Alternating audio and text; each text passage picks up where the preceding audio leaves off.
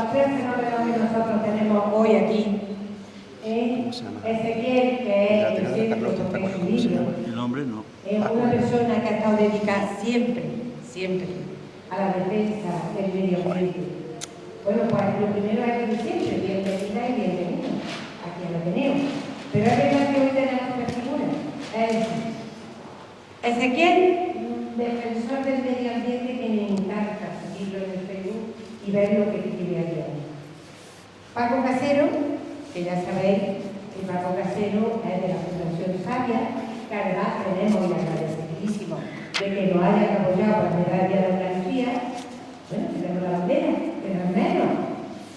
Y Paco Casero es de la Fundación Sabia, que es por la solidaridad y además por la valor.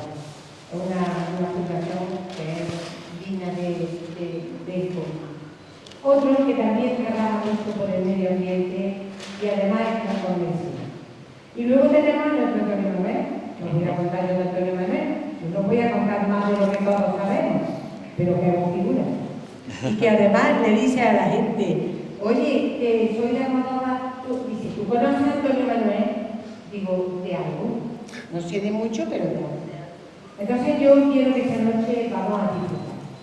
Esta noche vamos a disfrutar con tres personas que luchan cada uno en su estilo porque esta sociedad sea mejor. Y pienso que esa es la meta y el objetivo que debemos tener.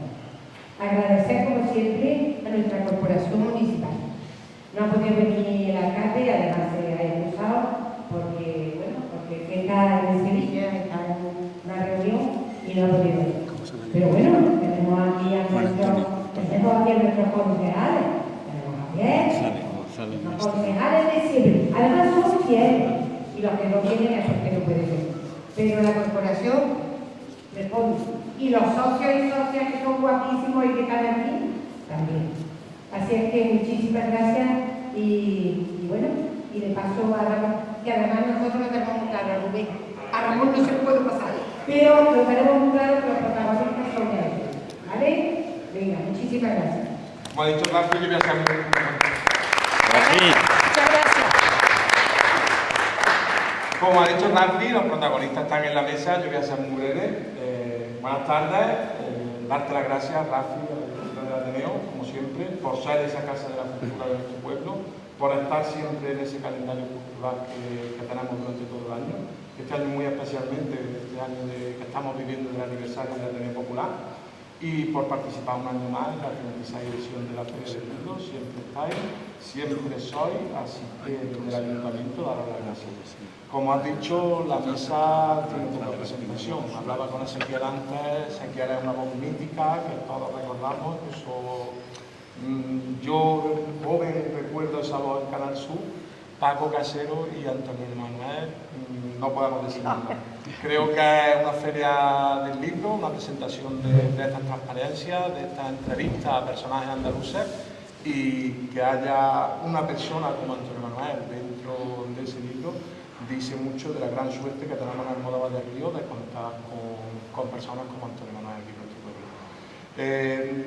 Nada más, hacernos de estas actividades que vienen a nuestro pueblo gracias al Ateneo y muy contento hoy porque sé que con la mesa que tenemos aquí se va a hablar en verde, se va a hablar en blanco, se va a hablar en andaluz y en Andalucía. Así que muy bien, muy bien.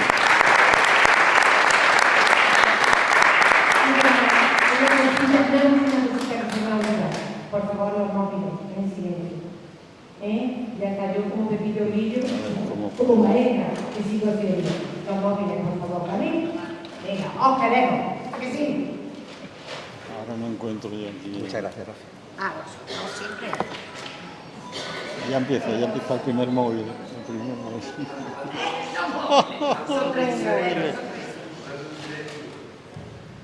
A ver si puedo ponerlo en silencio.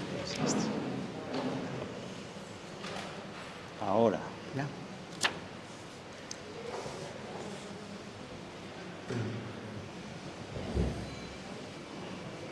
Decía Juan Ramón Jiménez que en el sustantivo está la virtud y que en el adjetivo está el vicio. Y tenía razón. No es igual una calle vieja que una vieja calle, no es igual un Ateneo nuevo que un nuevo Ateneo. Un hermano mío del alma, al que quise como un padre y admiré como un maestro, José Luis Serrano, desgraciadamente fallecido, una vez que tuvo que presentarme, me dijo, me riñó, y me dijo, mira, Antonio Manuel, tú no eres un activista que da clase, tú eres un profesor que defiende causa, para dejar claro qué es el sustantivo y qué es el adjetivo. Hoy el protagonista es el que está sentado justamente aquí en medio de la mesa. La geometría y la arquitectura de la sala lo ha dejado bien claro, estamos un poco en alto, él está en mitad, luego el protagonista es Ezequiel Martínez. Y claro, ahora hay que elegir un sustantivo de entre las miles de palabras identitarias que lo cruzan y que podrían identificarlo. Y para mí, sin lugar a dudas, además de otras muchas que surgirán durante la charla, para mí Ezequiel es un periodista con mayúsculas, periodista. Un periodista que escribe muy bien, porque escribir bien y periodista debería ser un pleonasmo, debería ser la misma palabra. Pero sobre todo es un periodista porque de la misma manera que un espeleólogo o un minero se adentran en la oscuridad para encontrar un material precioso, el periodista, en este caso Ezequiel, es el que se adentra en la oscuridad para encontrar la luz. Eso es lo que hace Ezequiel. Y si el arma de un minero, por ejemplo, es la barrena, es el pico, es el casco y la linterna, el arma, la herramienta de Ezequiel como periodista, entre otras muchas, pero especialmente, es la entrevista, el diálogo. Pensar que el diálogo no es más que un duelo pacífico en pie de igualdad en el que los duelistas utilizan la palabra como arma. Y lo hacen precisamente para que surja el consenso o para que surja la verdad, para honrar a quien los escucha y a ellos mismos como seres inteligentes desde el respeto a la diferencia. Estamos en la casa de la palabra y estamos en el casa del diálogo. En los Ateneos son precisamente esos espacios en los que el alma fue precisamente la palabra y el intercambio de la palabra y el respeto de la palabra, especialmente en tertulias, en entrevistas, en diálogos. Yo recuerdo que hace muchos años encontré en las actas de esta casa cómo en 1931 hubo un referéndum para ver si se hacían o no tertulias en el Ateneo, para ver si se podía hablar o no de política. La directiva de entonces tenía mucho miedo a que, al hablar de política en el Ateneo, estamos hablando de 1931, estamos hablando ya de los albores de la Segunda República, y claro, muchos de los que habían participado en la génesis de este Ateneo eran artesanos, zapateros, herreros, y temían la represalia de los terratenientes.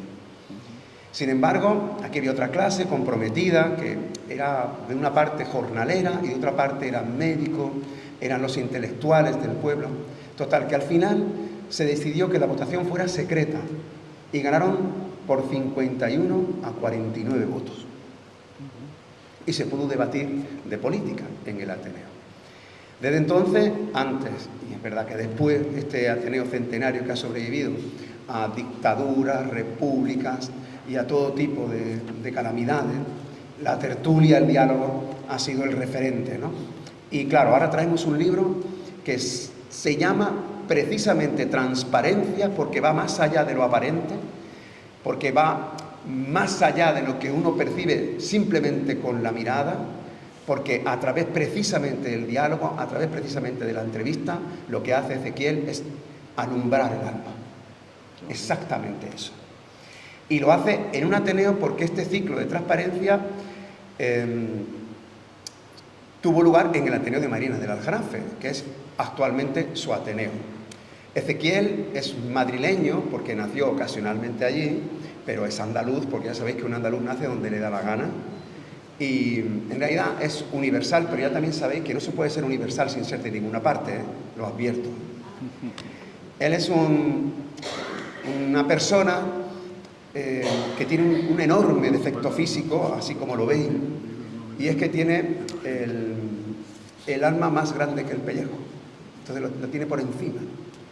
Es un hombre bueno, sensible. Su currículum profesional se suele colocar en las solapas de los libros, y yo lo que suelo hacer es no decirlo para que compréis el libro y lo leáis. De esa manera es la forma más sencilla, ¿no? Quien está a su derecha, voy a hacerle una breve presentación y ahora nos adentramos. Quien está a su derecha es Paco Casero. Antes de subirlo le he dicho a Paco, a mí me da mucha vergüenza presentarte, me da mucho apuro, ¿no? Porque claro, Paco Casero es como un gas humano. Paco Casero lo inunda todo. Donde quiera que está, hay Paco Casero. Porque Paco Casero es la persona con la actividad humana más imposible de abarcar que yo conozco, la más inhumana y a la vez la más humanista. Cuando nació, al poco tiempo le entró un rayo en la cuna. Yo estoy convencido que su vitalidad se debe a que en realidad te atraviesa la electricidad desde los pies hasta la última cana de tu pelo. Pero él, sobre todo, es Andalucía hecha carne. Paco Casero, aunque no lo veáis, aparentemente está hecho de tierra y de agua, está hecho de pueblo. Paco Casero es un hombre que desde sus inicios como jornalero se comprometió tanto que fundó el Sindicato Obrero del Campo. Él ha protagonizado las huelgas de hambre más importantes, sin duda, de la historia de Andalucía, para la defensa de las causas más nobles, y no creáis que la última hace demasiado tiempo, fue prácticamente antes de ayer, y siempre lo ha hecho con la vocación de arraigar y a la vez llevar su reivindicación al cielo. Decía Juan Ramón, empecé con Juan Ramón, qué casualidad, pero Juan Ramón decía raíces y alas, pero que las raíces vuelen y que las alas arraiguen. Si alguien encarna ese espíritu, sin duda, es Paco Casero. Paco Casero fue el fundador del Comité Andaluz de Agricultura Ecológica. Apostó desde muy temprano porque la potencialidad de Andalucía fuera la ecología, hasta tal punto de que, no sé si lo sabéis, Andalucía, si fuera un estado, sería el primer productor de Europa en producción ecológica y sería el segundo del mundo. Lo digo porque muchas veces de Andalucía hablamos siempre de lo que más nos duele, pero hay veces que sentirse muy orgullosos de las cosas buenas que hace, y eso sin lugar a dudas obedece al impulso incansable de Paco Casero. Además, Paco Casero, bueno, es patrono de la Fundación Blas Infante y es sobre todo, como digo, hermano y una persona muy, muy comprometida. Hoy estamos aquí en esta mesa, además de por la invitación del Ayuntamiento y del Ateneo, es porque los tres coincidimos en este libro, pero coincidimos por su culpa. En realidad es el único responsable, Ezequiel Martínez. Y yo creo que ya es el momento de que no sea yo, sino que sea él el que explique. Seguro que hará una pequeña introducción como un zaguán de su casa, pero para que nos explique, Ezequiel, por qué hiciste este ciclo, que por cierto ganó el premio Ateneo y Andalucía, sí, de la Federación de Ateneos. ¿Por qué hiciste este ciclo y por qué se convirtió en un? Antonio Manuel.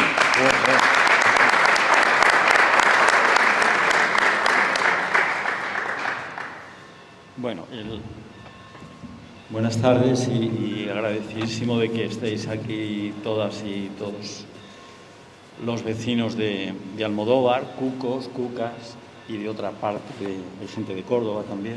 De la Carlota. La Carlota. Bueno, mientras hablaba Antonio Manuel, yo estaba viendo la mirada de Antonio Gala. Vaya. Que nos está mirando desde allá arriba los tres diciendo a ver por dónde vais, a ver qué hacéis y a ver qué decís, que yo estoy aquí. Antonio Gala. A la entrada está el piano con el recuerdo de una cuca, María Luisa, que parece que fue la única amiga novieta que tuvo Federico García Lorca. Es importantísimo que sigáis manteniendo aquí en el Ateneo ese piano. ¿Por qué, me pregunta Antonio Manuel, cómo surge esto? Cuando yo me jubilo en 2013, bueno, pues piensas, y yo creo que es muy recomendable, cuando nos vamos jubilando las personas, tienes que tener un plan. para no caer en el aburrimiento. Hay gente que cae en la depresión porque no tiene nada que hacer. Tienes que tener un plan. Y yo dije, bueno, pues aquí en el Ateneo de Mairena podíamos llevar a cabo un ciclo de entrevistas que no existía. Y acometí el tema, se lo dije entonces a Esperanza García, que era la presidenta, y nos metimos con ello. Las entrevistas tienen la característica distinta, digamos, o un poquito original, de que no solamente era yo ponerme delante de Antonio Manuel o delante de Paco Casero y yo preguntar y él responder. En algún caso conversábamos, como bien ha dicho Antonio Manuel, porque en la entrevista, además de preguntar y responder, también se conversa, se dialoga, se tienden puentes desde la entrevistadora al entrevistado o la entrevistada, y de ahí va surgiendo esa luz a la que tú aludías, del fondo de la mina o del fondo del alma. Pero yo además incorporaba, me reunía con las personas a las que iba a entrevistar, me reunía una semana antes, 10 días antes, y tomando un café echábamos un buen rato y les preguntaba por sus gustos, sus apetencias, en música, en cine, en literatura, en poesía, en gastronomía, aficiones deportivas, y con todo eso yo creaba al personaje más humano, ¿no? Fuera de si era médico, si era escritor, si era científica, como hubo varias personas entrevistadas, mujeres científicas, y con eso íbamos amalgamando la entrevista, con preguntas relativas a lo profesional, preguntas relativas a lo personal, y de vez en cuando, si me había dicho la persona, pues a mí me encanta la música clásica y en concreto Johann Sebastian Bach, pues poníamos un pasaje de alguna de las obras de Johann Sebastian Bach, las cantatas, los conciertos de Brandenburgo, por ejemplo. Bien. Si le gustaba el flamenco, también seleccionábamos pues algún pasaje del cantaor o cantaora, o el guitarrista, porque hubo gente que pidió que su mejor músico era Paco de Lucía, pues poníamos un pasaje de Paco de Lucía. Eso surge en el año 14 y llegamos hasta el año 23. La idea era una vez al mes, pero luego incluso pasaban 2, 3 meses, por circunstancias no se podía hacer la entrevista. Bien. Cuando acabamos ese proceso, yo había pedido a un equipo de amigos que me grabaran, como ahora está haciendo el compañero, ¿cómo se llama el compañero? Rafa. Como está haciendo Rafa, pues yo pedía a Miguelito Rubio, a Merche, a Estefanía, una chica siciliana que reparó en Sevilla y se instaló allí y nos grababa las entrevistas. Con esos vídeos grabados en CD, la tortura china que tuve que luego para llegar al libro fue la siguiente. Yo abría 2 pantallas, una con el Word y la otra con el vídeo. Iba escuchando el CD cada 3 minutos, 4, a ver qué decía el entrevistado y lo iba trasladando al Word. No puedes ir más deprisa, eran 2, 3 minutos, vuelta atrás, a ver qué ha dicho, que no me he enterado bien, y así. Y así salió el libro. Como ha dicho Antonio, hicimos más de 50 y tantas entrevistas, pero hubo como unas 14 o 15 que por dificultades técnicas o porque no se grabó bien en su momento, no pude trasladarlas. ¿Qué gente me encuentro ahí? Y el resumo ya para que continúes tú. Pues aquí tenemos a Manuel Delgado, un gran economista de la economía circular, de la economía verde, profesor de la Universidad de Sevilla, pero tenemos a Jesús Maeztu, el defensor del pueblo actual. Tenemos a José Chamizo, que también fue defensor del pueblo y que nos habla de todos los problemas en la entrevista que él tuvo con chavales en la zona del campo de Gibraltar que estaban metidos en el mundo de la droga. Incluso me cuenta en la entrevista que una noche se vio sorprendido, llamaron a la puerta, abrió la puerta, José Chamizo era cura, y le entra un chaval con una navaja en la mano y que le quiere matar a Chamizo. ¿Pero qué pasa? ¿Qué te pasa? ¿Pero cómo que me quiere? Bueno, venía desesperado, le pide ayuda, le pide dinero para unos medicamentos, Chamizo lo calma primero y luego le da dinero, pensando que iba a la farmacia. A donde fue al Camello para pillar y volvió eufórico. Lo que me has dado ha sido para conseguir lo que a mí me pone bien. Esto lo cuenta en el libro. Pero aquí tenemos a un personaje extraordinario andaluz como Cristina Hoyos, la gran bailaora que nos deleitó tanto con Antonio Gades en Carmen y en aquellas obras de García Lorca, Bodas de Sangre, etc. Tenemos a Quico Veneno, el cantante catalán de Figueras, que vino a Andalucía, se instaló en Sevilla, en Cádiz, es buen amigo. Pero tenemos a un cantador flamenco magnífico, que es Manuel Gerena, y a una cantadora excepcional, que es Rocío Márquez, de Huelva, que tiene una voz de terciopelo, la hemos oído. Precisamente en el aniversario de la muerte de Blas Infante, yo la oí por primera vez, que hizo una interpretación del himno de Andalucía maravillosa, y a partir de ahí me enamoré de esa voz. Y de vez en cuando, ¿verdad?, con Paco Casero, pues la llamamos, incluso coincidimos en algún evento, y hay más gente, ¿no? Está Miguel Delibes. Miguel Delibes de Castro fue, como sabéis, el anterior presidente del Consejo de Participación de Doñana, fue director de la Estación Biológica. Está Alberto Rodríguez, cineasta, director de la serie La Peste, del Hombre de las Mil Caras, que seguro que lo habéis visto, de Isla Mínima. Luis García Montero, el actual director del Instituto Cervantes, ¿no? Carmen Galán Soldevila, cordobesa, una científica maravillosa, que es una de las mejores especialistas en alergias que hay en nuestro país. Y así podríamos ir enumerando hasta 41. Espartaco, que lo tengo aquí delante, Juan Antonio Ruiz Espartaco, el torero, que me confiesa en la entrevista que tiene en el cuerpo, este hombre no tiene como ahora tienen la mayoría de los jóvenes, todo el cuerpo tatuado. Este no tiene el cuerpo tatuado. Este lo que tiene es 26 cornadas que le dieron los toros a lo largo de toda su trayectoria, cuando en los años 80 fue el número 1 en el escalafón. Y ahora tiene una ganadería cerca de Constantina, en Sevilla, que cuida con primor. Tiene el programa Life Lince, es decir, protege al lince ibérico en su finca, y me consta que cuida el ganado con amor entrañable. Contaba Paco el otro día, creo que fue en Casariche, la anécdota que nos contó él, de que por las noches él está en la cama y oye que se acerca un toro. Siempre hay animales que tienen más querencia, y el Espartaco se levanta de la cama, ya sabe a lo que viene el toro, saca un mendrugo de pan que tiene allí, se lo da, y el toro con el mendrugo se va y deja de berrear allí al lado. Y así podíamos estar, pero tú tienes que retomar para que no nos alarguemos mucho. Venga. Muy bien.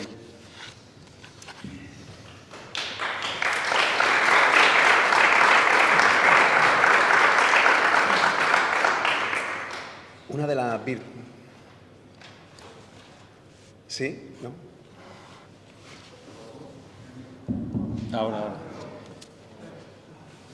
Que le habías cortado.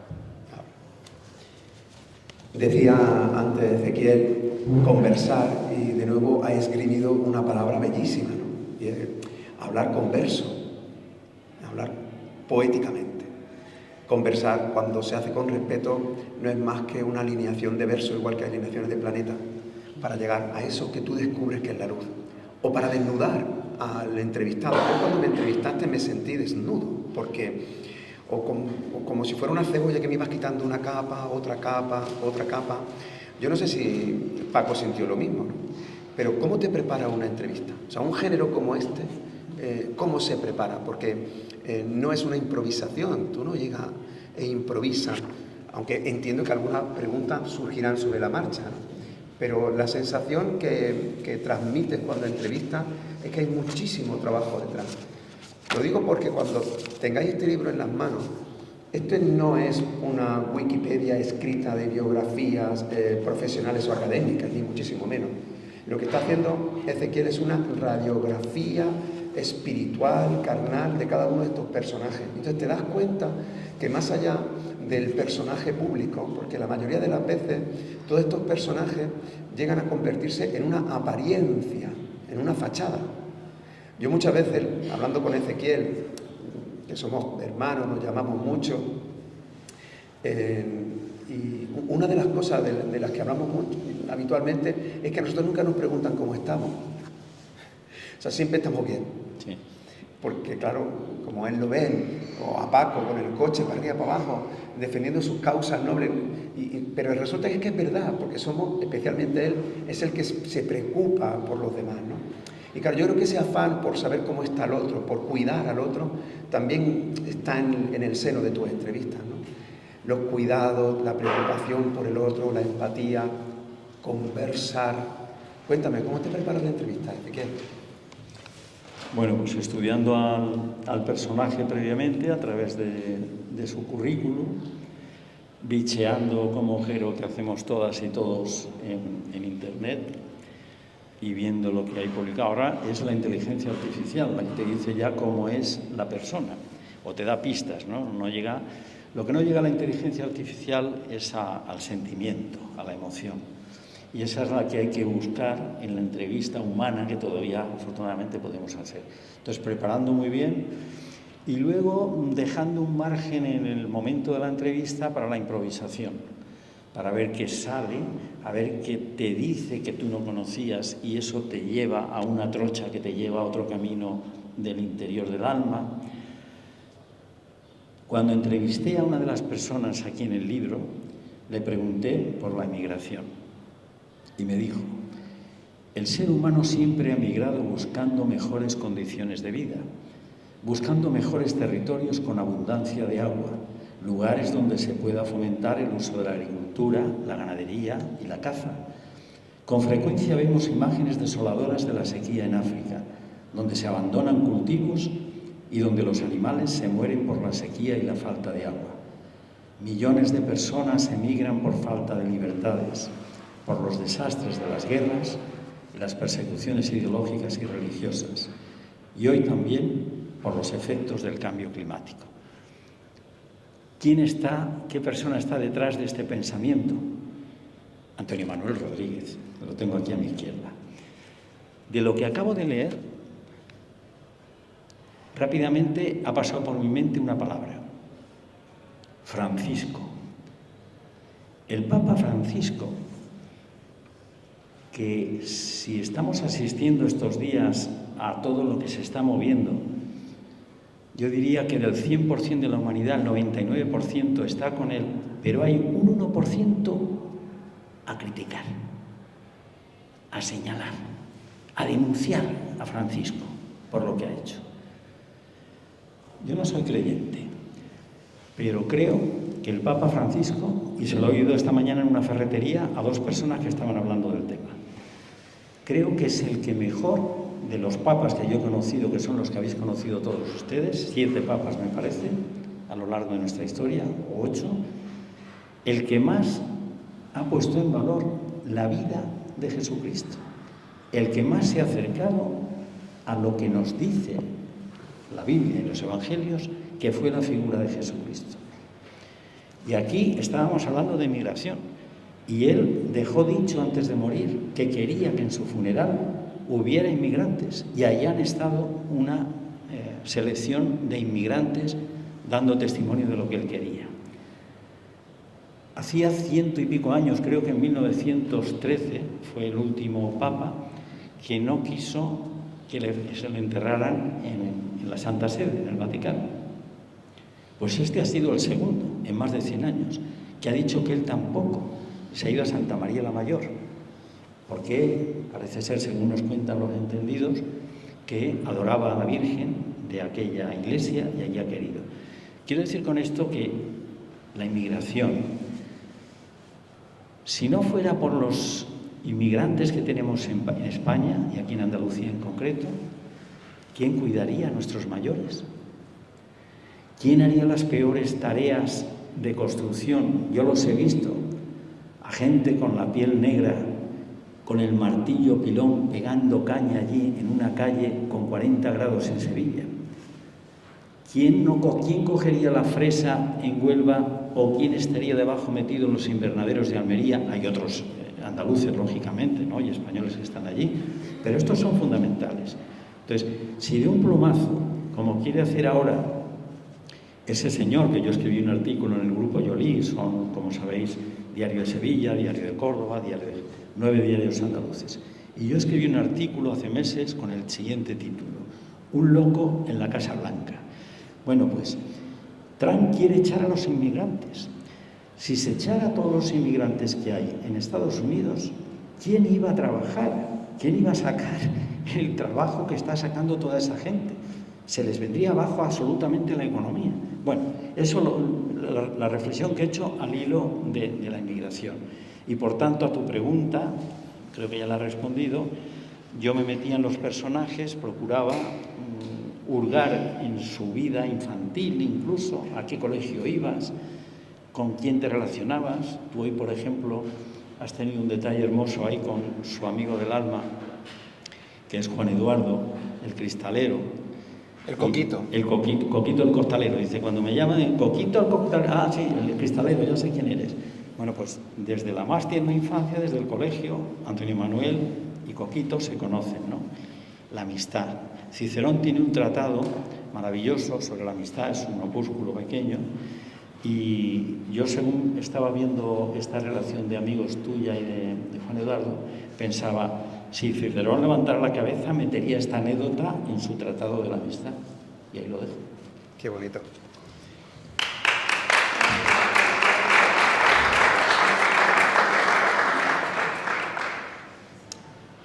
Hablabas de Francisco en este contexto actual. El tiempo es un trampantojo.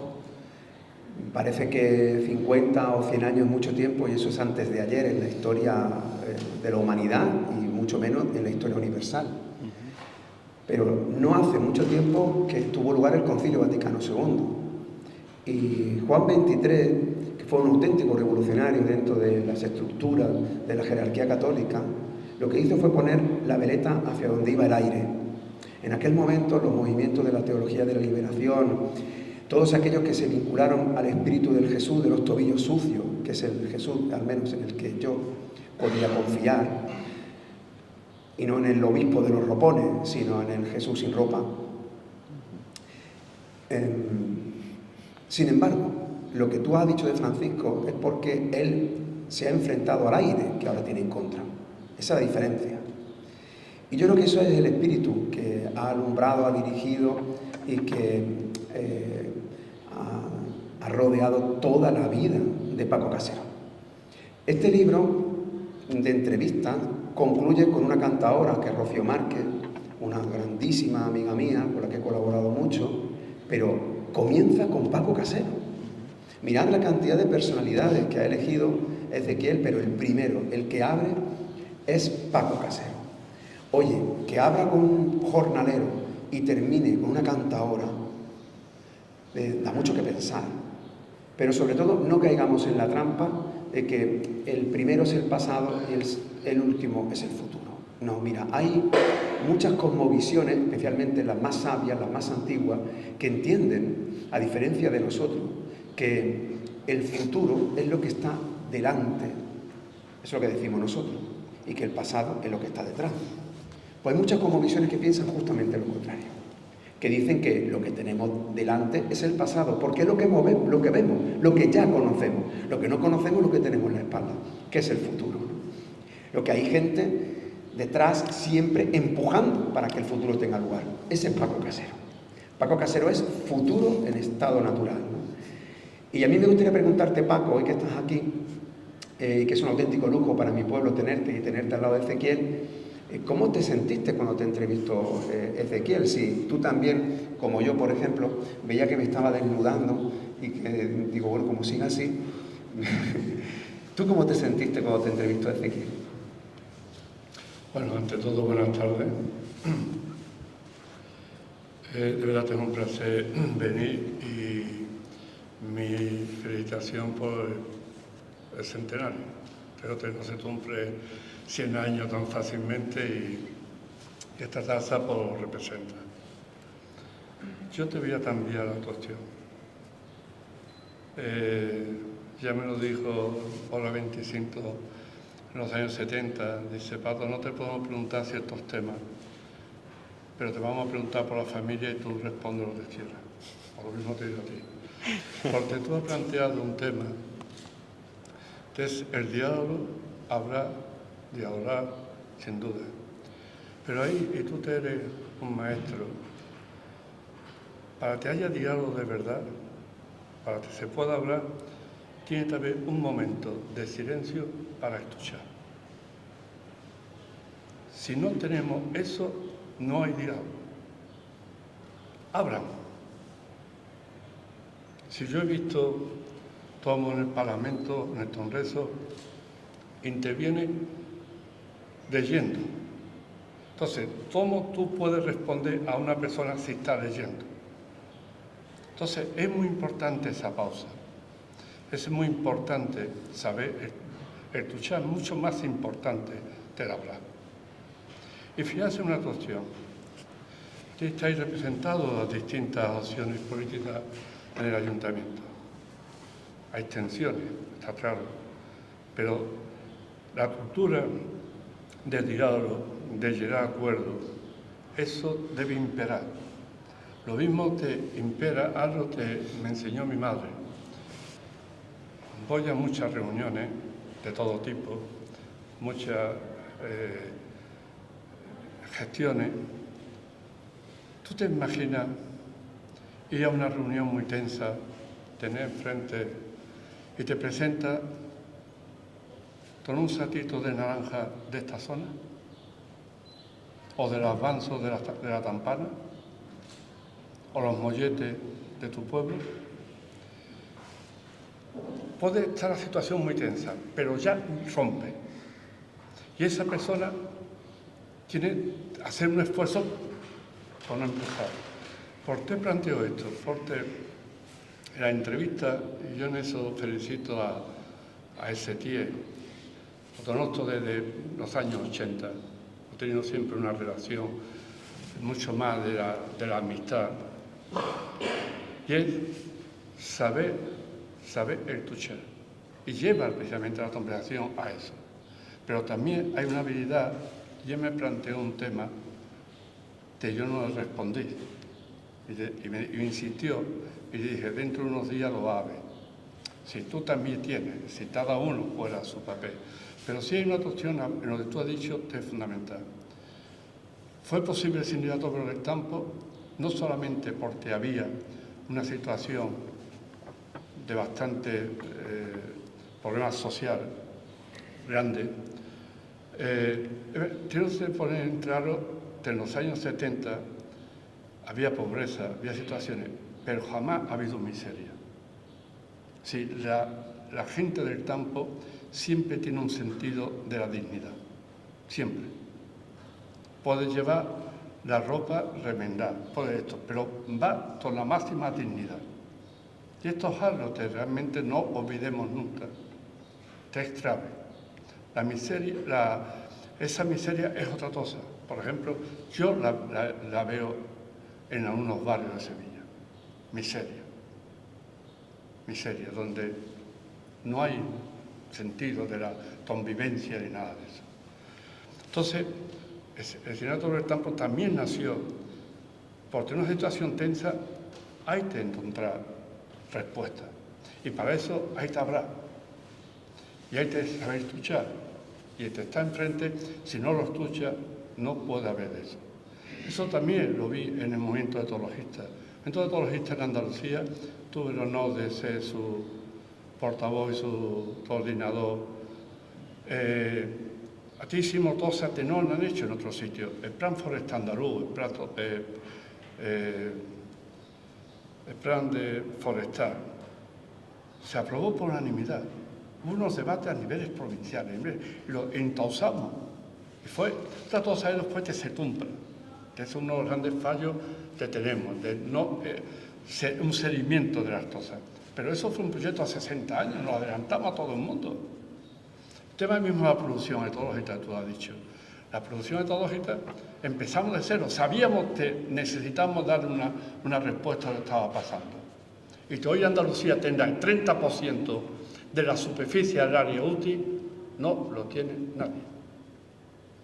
30%, ¿eh? El objetivo de Pacto Verde Europeo es para el año 2030 el 25%. Nosotros lo hemos superado. Y eso ha sido desde abajo hacia arriba. Eso ha sido un esfuerzo tremendo, de muchos kilómetros, de mucho diálogo. Y bueno, hoy podemos, el jueves presentamos en Madrid, en el Ministerio, los datos a nivel mundial y a nivel general del año 23, del último año.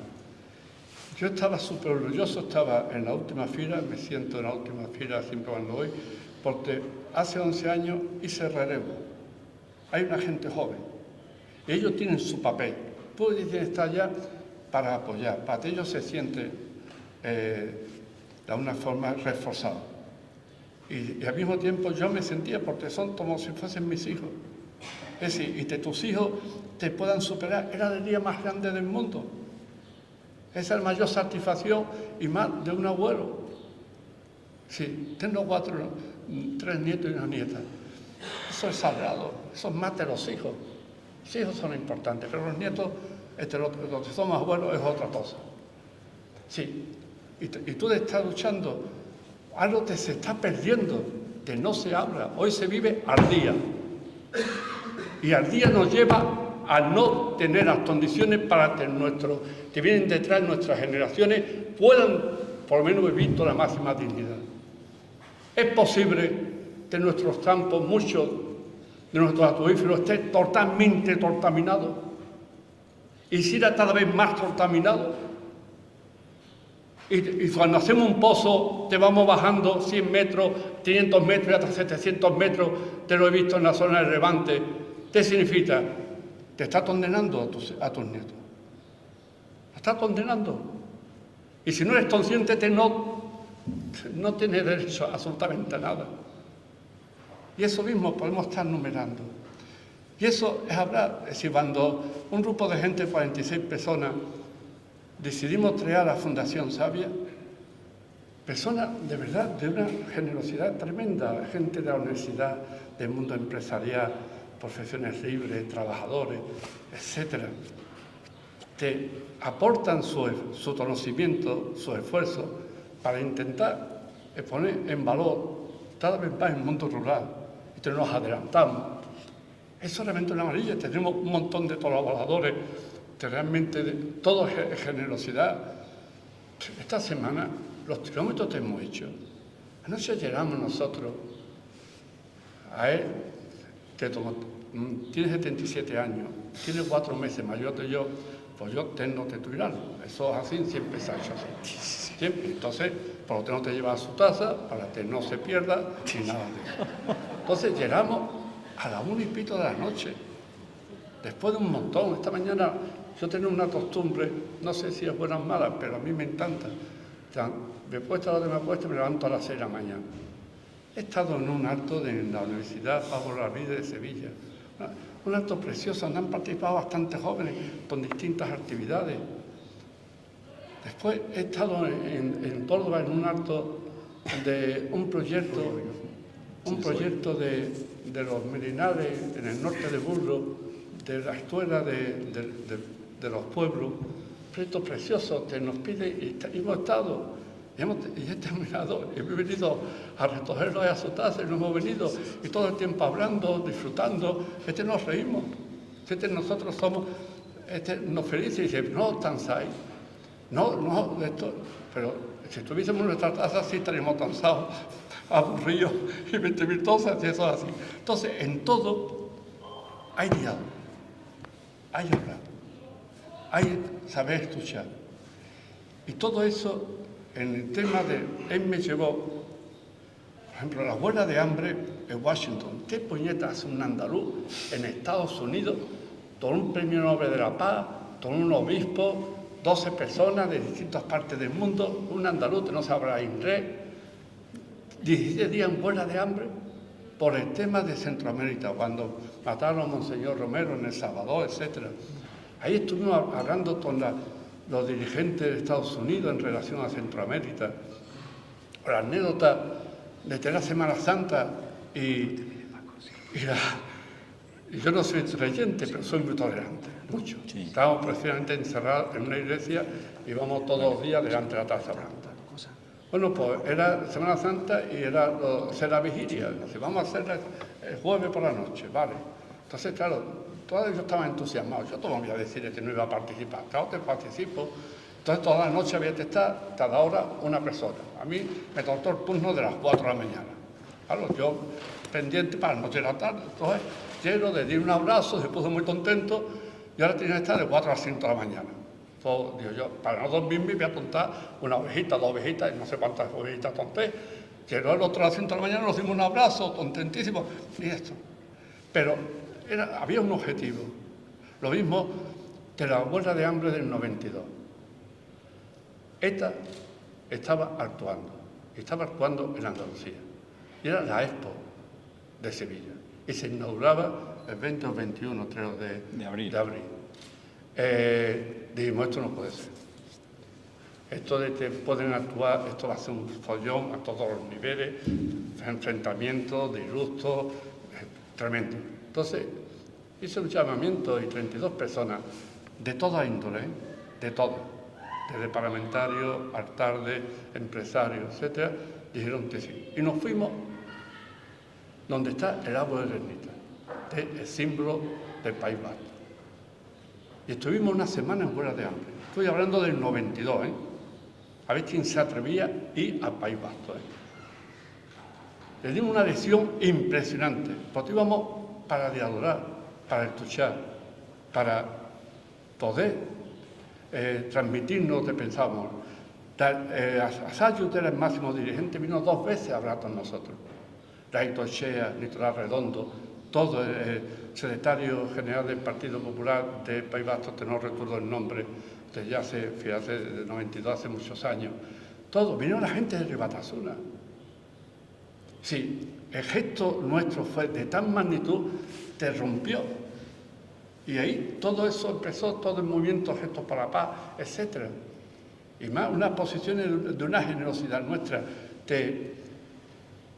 Eso fue en abril, no sé si fue por nosotros, pero mientras la Expo no hubo atentado en Andalucía. No lo sé si fue por nosotros, pero nosotros intentamos poner nuestro granito de arena. Y en noviembre de ese mismo año nos dieron el premio de la paz del País Vasco. Eso fue un gesto precioso.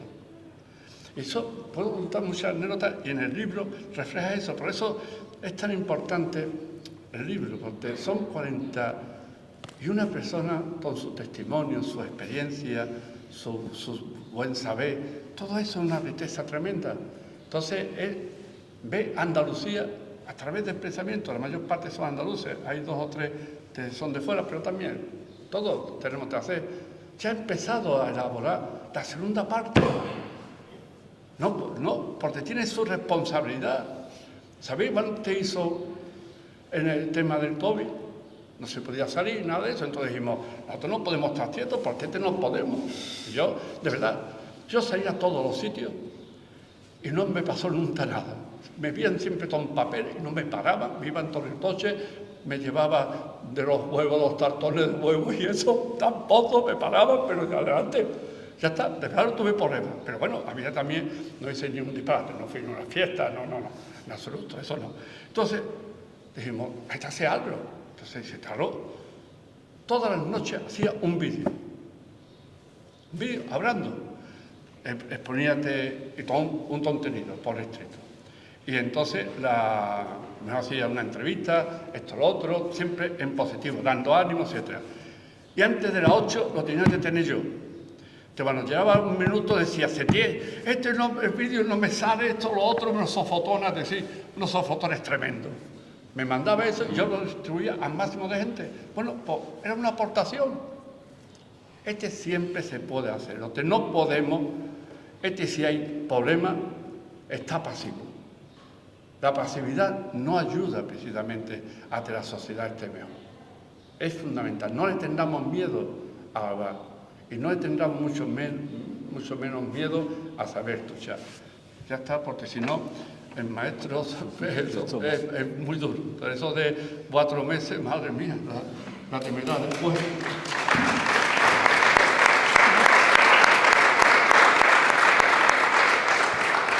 Bueno, si os parece, podemos abrir un turno de preguntas en breve, bueno, pues, no sé, 10, 15 minutos como mucho, y ya damos por concluido el acto. ¿Tenéis alguna inquietud, alguna pregunta? Bueno, yo pienso que habréis entendido ya por qué Paco es un gas, por qué Paco es futuro, y lo del rayo, habréis entendido también lo del rayo, pero lo del rayo en realidad, el que le atravesó se llama utopía y se llama esperanza. ¿Tenéis la palabra? Sí, no simplemente decir que es verdad que el COVID nos dejó a todos encerrados, pero también es verdad que él se acordará perfectamente que en el día del libro, nosotros con el concejal de Cultura entonces, que era Antonio, y la biblioteca, porque llevamos mucho tiempo colaborando, entonces hicimos el día del libro. Y Ezequiel fue uno, porque dijimos paridad, 2 mujeres y 2 hombres. Y Ezequiel fue uno, por supuesto Antonio Manuel, Matilde Cabello y nuestra amiga que ya no está, que está, bueno, está, pero bueno, hicimos un día del libro precioso, claro, probando, gracias a Rafa, no sé por dónde anda, a Rafa Jiménez, que era el que nos manejaba, porque aquello era una novedad para nosotros tremenda, pero llegamos, hicimos también, como comentamos, con Antonio Varo, que era el presidente del Ateneo de Córdoba, que era epidemiólogo de la Junta de Andalucía, y nuestro médico de aquí, pues hicimos también, la gente nos mandaba preguntas y sobre el COVID y ellos desmentían ciertas cosas. Es decir, no se puede estar quieto, no se puede, aunque no echen a nuestra casa, pero desde allí él desde luego lo hizo muy bien. Gracias. Aquello fue muy bonito. Dí que sí. Venga, aprovechad y haced alguna preguntilla. Venga, animales.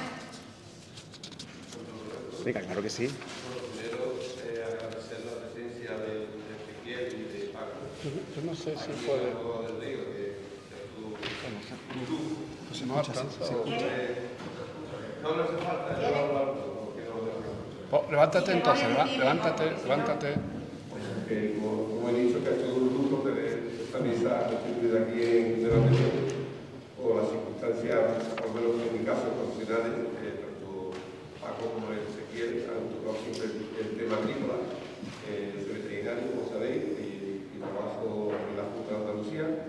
Soy ahora mismo como inspector de calidad alimentaria, y hay una pregunta muy simple. ¿Qué futuro le veis a la agricultura o al sector agrícola de Andalucía en los momentos actuales?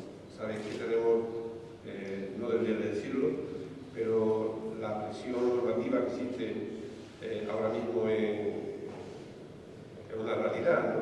Y hay mucha gente, muchos agricultores, ganaderos, que no saben interpretarla y sobre todo aplicarla. ¿Qué pensáis que pueda pasar? Antes de que respondáis,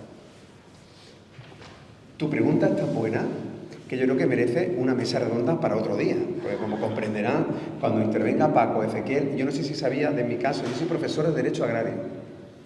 Y sí.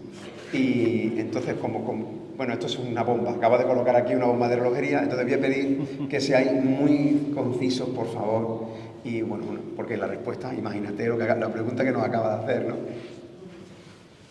Pues venga, el panorama, ¿no? Recetas, consumo local. Para proteger la agricultura y la ganadería andaluza tenemos que consumir cercano, atender a los productores de alimentos que tenemos en el entorno. Si es producción ecológica, mejor.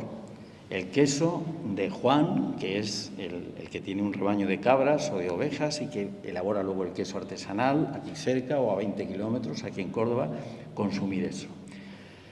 Cuando vayáis a los lineales, mirar con mucho detenimiento las etiquetas, de dónde proviene el artículo. Estamos consumiendo miel que viene de China y de Brasil, ¿vale? Y incluso a lo mejor de algunas partes de la Unión Europea. Oiga, pero si tenemos aquí en Córdoba a unos apicultores maravillosos, y en Sevilla, y en Huelva, y en Cádiz, y en Málaga, compremos miel andaluza. Esa es una primera observación que yo creo que hacia dónde vamos. El problema que tenemos y que vamos a tener, a pesar de las lluvias intensas que hemos recibido, es el agua, la escasez de agua. Entonces, como decía antes Paco, si estamos metiendo en un pozo 100 metros, pero vamos a 200 y nos da igual, y a 500 y nos da igual, en Jaén se están perforando a más de 500 metros, para regar olivos que tradicionalmente han sido en secano y ahora se están en intensivo y en regadío. Si seguimos con esa marcha, bueno, pues no habrá agua, ni para los agricultores, ni para los que habitamos las ciudades. Y última observación, y concluyo. Las ciudades, las grandes ciudades, no producen alimentos. Los alimentos vienen de los pueblos, de la sierra, de las campiñas, como aquí, de la montaña. Bueno, pues hay que proteger al medio rural. Es más, los urbanitas deberíamos de pagar una tasa a los pueblos que nos suministran alimentos y energía, nos suministran el agua, dentro de poco nos van a suministrar la energía eléctrica a través de las placas fotovoltaicas, que por cierto es una barbaridad el camino que está tomando ese sector. Como todo en la vida, todo moderadamente, maravilloso. Pero si empezamos a ver macroplantas inmensas que están llevándose por delante olivos centenarios aquí en Córdoba y en Jaén, eso es una barbaridad. Eso es pan para hoy y hambre para mañana. Es un buen debate. Es otro día, de verdad. Tengo el placer de poder hablar con gente a todos los niveles. A todos. El problema que la primera pregunta es, ¿qué actitudes tenemos nosotros ante esta situación de nuestra tierra? Y por ejemplo, el aceite fue hasta arriba y ha bajado a más de la mitad. Eso, ¿sabe qué es por falta de actitud? El problema lo hemos creado nosotros. Solamente hay que ver los estudios. El Consejo Autonómico Social de Jaén hace 2 informes anuales. Estuve en el último informe, al presidente cuando se presentó. Y salió este tema. Y este tema se provocó porque las cooperativas empiezan a ponerse nerviosas y empiezan a poner aceite que necesitan vender. Y los compradores, las grandes envasadoras de zonas de compra, dicen, pues si esta gente necesita, pues yo voy bajando. Y provocamos una situación que no estaba. Porque no es porque iba a haber una gran cosecha, no era esa situación esa. Entonces, nosotros necesitamos asumir la responsabilidad. No podemos estar siempre pendientes del papá Estado, papá de la autonomía, no, sino cuál es nuestro resto. Por ejemplo, el tema de los aranceles. ¿De verdad hay debate en las asociaciones agrarias con la gente, en las cooperativas? No. Hay mejor una charla o lo que sea, pero no un debate. Pero hay un tema muy curioso. Cuando estaba a 9 euros, nosotros lo vendíamos en Estados Unidos. No hubo ningún problema de vender. Ninguno. Ahora está en 4 euros, 4,5, depende del aceite. El arancel, por ponerle 25%, no es los 9 euros. Por tanto, el aceite no está muy afectado. La citosis sí, pero no de eso. Y eso podemos plantear otra serie de cuestiones. Entonces, lo que me preocupa de verdad es el tema del agua. En la sequía del 92-95, el Guadalquivir regaba 440.000 hectáreas. Hoy en Guadalquivir son más de 900.000. ¿Dónde está el tope? El tope lo está causando un gran problema, y es a las explotaciones tradicionales, que ya no le están garantizando precisamente el agua. Porque hay mucha demanda, hay muchas presiones y muchas cosas de estas. Entonces, eso causa un gran problema. ¿Dónde están los límites? ¿De verdad estamos planteando eso? No, más. Y hay otro tema también muy curioso, las desigualdades territoriales. El Tranto es uno de los pantanos más importantes para nosotros. En toda la Sierra de Segura no hay una hectárea de regadío. Es curioso tener un pantano al lado y no haber una hectárea de regadío. Todo viene para abajo. Y los de abajo dicen, nosotros tenemos derecho. ¿Y los otros no tienen?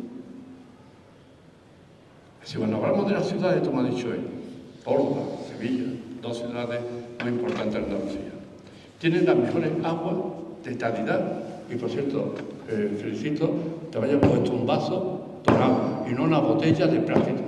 Me parece genial que vayamos aprendiendo eso.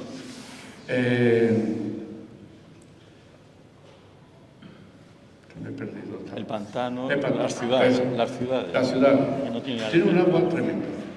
¿Y por qué? Porque está en Sierra Morena los pantanos. Y tú, movimiento como veterano, sabes que la mayor parte son de ganadería extensiva. De su influencia en la autoterminación, los olivares de esa zona tampoco son muy directos. De verdad, Córdoba o Sevilla piensa en compensar a esos pueblos que a lo mejor hasta tienen carencia de agua, como las navas de la Concesión en Sierra Morena de Sevilla, cuando tiene varios pantanos al lado, y nadie se plantea el derecho que ellos tienen. Anteayer estuvimos en Tasariche, solamente tienen 8 horas de agua al día. Pero son problemas. Y otros le dicen, no, yo tengo derecho. Sí, por tanto, hay problemas sin duda, pero también nosotros tenemos que hacer el esfuerzo, cómo respondemos. Y lo veo en las naranjas. He participado mucho en el debate de las naranjas. Hombre, entonces vive un ejemplo, te lo ha señalado Setién. Como en una gasolinera de Palma del Río puede haber naranja de Valencia. Hombre, está bien ya, ¿no? Y encima llorando, ¿no? Y eso todo, o en el Parlamento andaluz, que haya aceite de Madrid. También tiene WhatsApp, ¿eh? Y puedo seguir, pero si no me va a llamar la atención.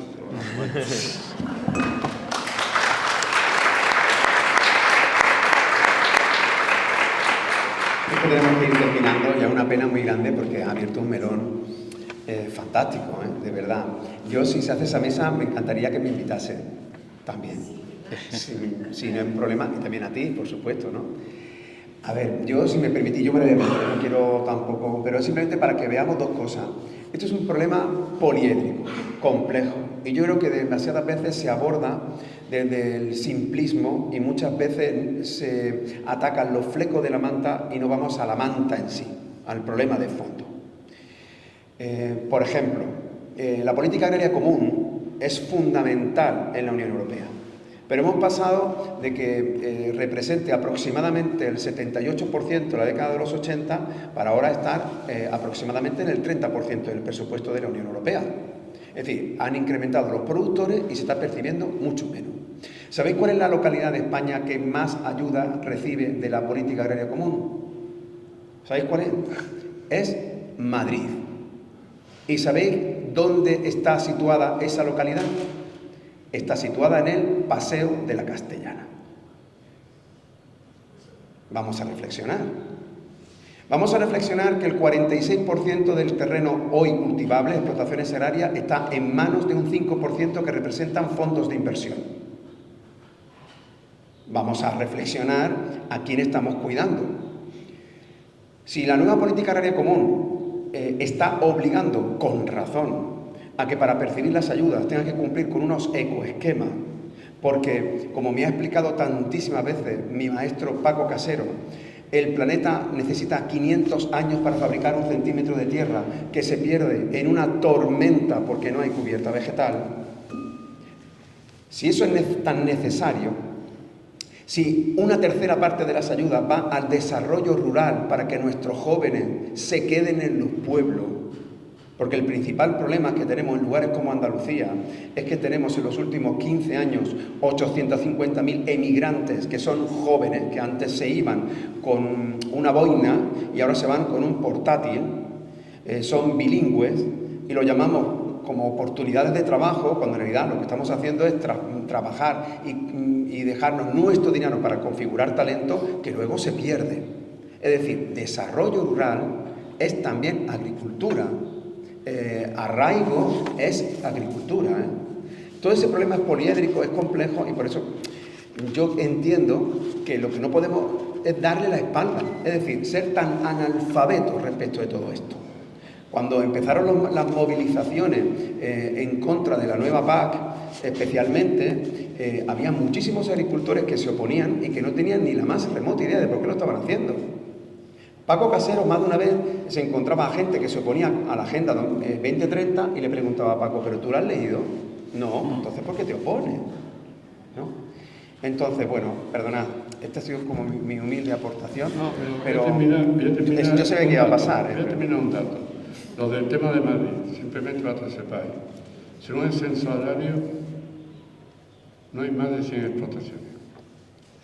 Resulta que hay 10.920 solicitudes de PAC. Que se llevan más dinero de todo.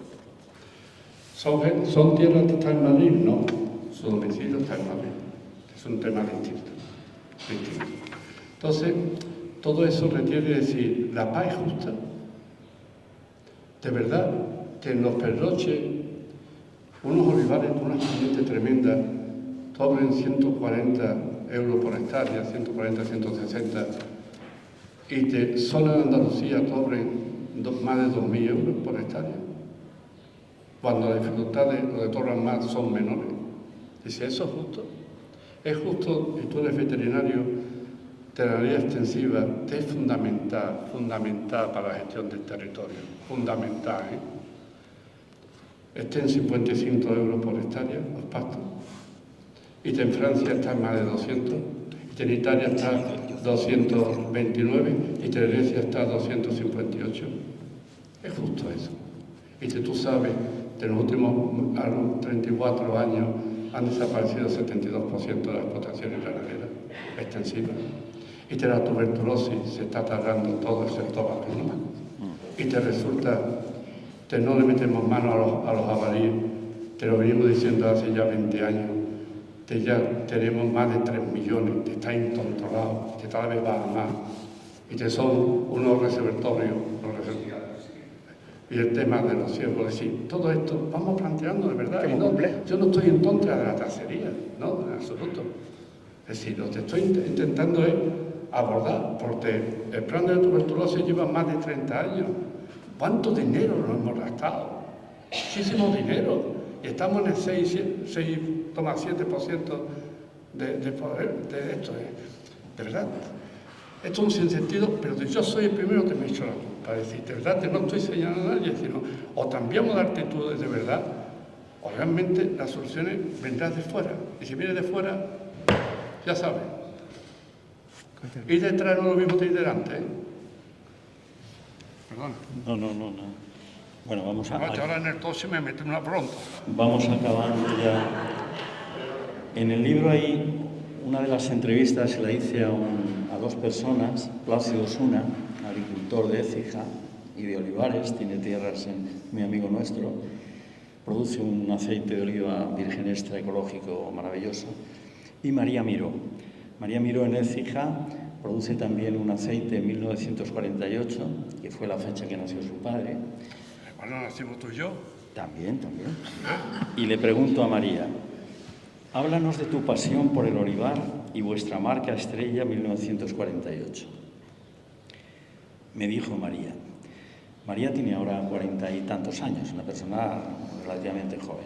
Veterinaria, también. Veterinaria. La idea es transmitir lo que nos enseñaron mis padres paseando por el campo desde niños y enseñarnos todas las bondades del pueblo y de la vida en el campo. Desde pequeños hemos vivido esa experiencia con la tierra y el campo y ahora estamos muy directamente ligados al cultivo del olivar y la producción de AOVE. Es decir, bueno, podríamos abundar en lo que ha dicho Paco, el relevo generacional, importantísimo. Si no hay jóvenes que estén ahí con el ganado, que estén con la ganadería transhumante, que estén con los caballos, con los cerdos, con las ovejas, con las cabras, con las vacas, no tenemos futuro. Y yo esta mañana en casa, después de hablar con Rafi esta mañana, es que aquí de lo que estamos hablando es de humanidad, Rafi esta mañana me cuenta que apenas ha dormido y tal, porque tiene una amiga con un problema, bueno, ella ha estado atenta y no ha podido estar atenta todo lo que quisiera a este acto que también lo ha estado. Y como yo sé que a Rafi le encantan los haikus y ha organizado aquí muchas moviditas con los haikus y yo estuve participando en una sesión, pues esta mañana me puse a ello y perdonar, creo que con esto podemos cerrar porque vamos a hablar de Almodóvar. Una colección de haikus que acaba con un poema que es un medio haiku, pero los demás que van por delante así lo son. El haiku es una composición japonesa que trata de transmitir en un momento lo que está pasando. Generalmente los artistas japoneses se fijaban en la naturaleza y plasmaban aquel momento con 3 versos. La métrica es 5, 7, 5, 5 versos, 7, 5. Almodóvar, sí, abraza tu cintura el Guadalquivir. Bajan tus aguas y riegan los cultivos con esperanza. Castro romano, fortaleza andalusí, recio castillo. Tu Ateneo, 100 años celebrando su jubileo.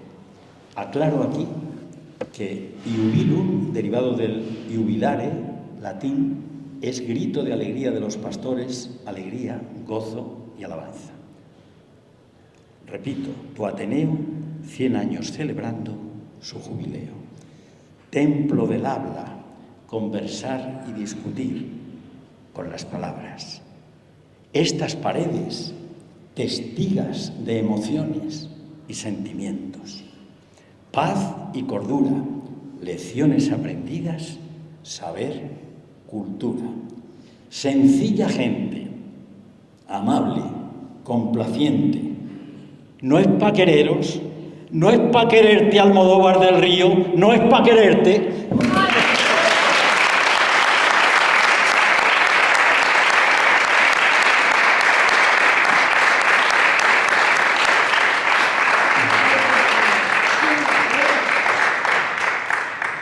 No es para quererlo, no es para comérselo.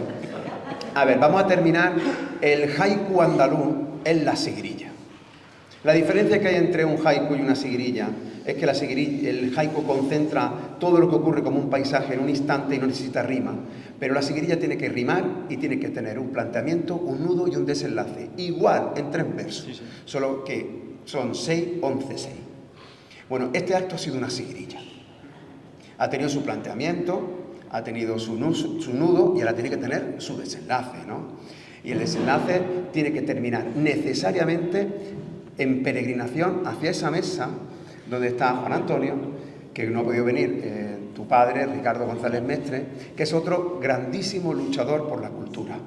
Estamos en la semana del Día del Libro y no he podido olvidar que las librerías son las trincheras de la cultura y los libreros y los editores son sus soldados más leales. Así que nosotros vamos a cargarnos con el arma más potente que tenemos, que es el libro. Nos vamos a acercar para que luego Ezequiel os lo firme. Y quiero concluir sencillamente. Vosotros sabéis, dijo antes Rubén al principio, que aquí se iba a hablar en verde y blanco, que se iba a hablar en andaluz, porque vamos a hablar de Andalucía. Vamos a hablar en andaluz. Ya sabéis que en Andalucía, una de las cosas tan bonitas que tenemos en nuestra lengua es que convertimos los diminutivos o el femenino, lo convertimos en superlativo, ¿no? No es lo mismo decir el hambre que la hambre, ¿no? Pero no es lo mismo decir que uno está malo a decir que está malito. Y lo digo porque este hombre que está aquí a mi derecha ha estado malito, muy malito. Lo ha pasado muy mal, perdió el pelo, perdió la posibilidad de andar, no podía caminar, no podía moverse, me refiero a Ezequiel.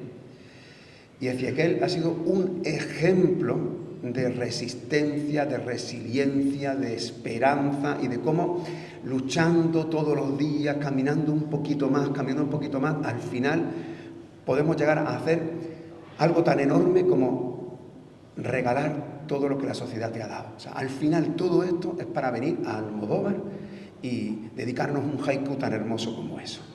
Oye, ¿por qué no le devolvemos un átomo de las toneladas de amor que nos da y lo hacemos de una forma tan hermosa como en el Día del Libro, comprando su libro? ¿Verdad que sí?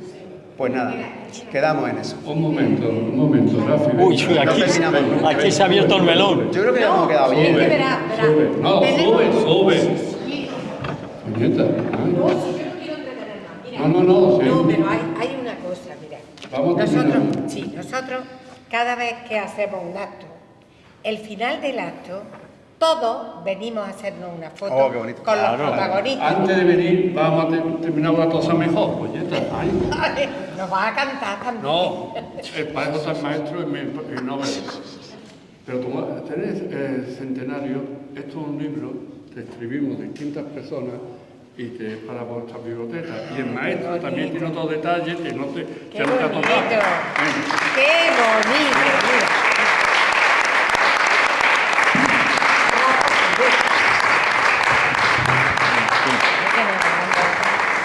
Tenemos que ser buen agradecido también, ¿verdad? Sí. Pues queremos hacerte también a ti, Ezequiel. También de nuestra tarea. Y a Paco. 100 años de Ateneo.